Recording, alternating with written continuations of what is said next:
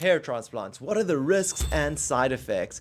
This is something that's very important to know if you're considering a hair transplant. So let's break it down first into side effects and then into risks. The side effects of a hair transplant most commonly are swelling. Everyone swells to some extent. The swelling can start around the forehead, can proceed to go down and surround the eyes. But guys, the swelling is harmless. It doesn't affect the outcome of your surgery and it will go away in about 7 days.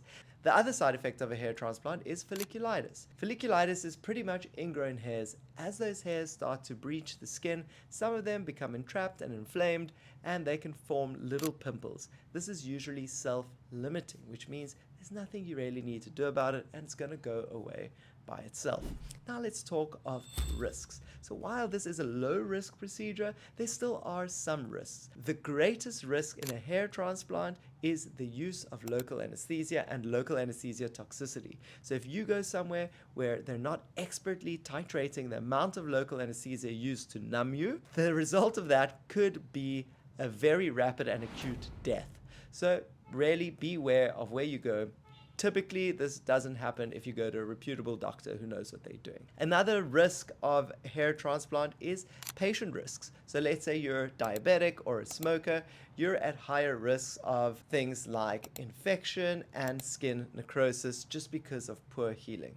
And that brings me to my last two risks, which is infection. So anytime we breach the integrity of the skin, there's always a risk of infection, although in the scalp, it's so highly vascularized, which means it's got such a good blood supply that infection is so rare. But if it's not done properly in a sterile environment, infections can still happen.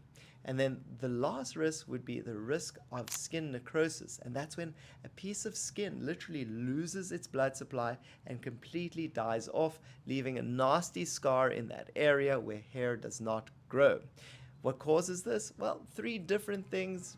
Number 1, if that doctor uses too much adrenaline in the area to help prevent you from bleeding, that could cause necrosis. If they try please you way too much and they go way too dense with their incisions, that can cause the piece of skin to die off and necrosis. And number 3, if they go too deep in their incisions, that can also cause necrosis. So I hope that helps you.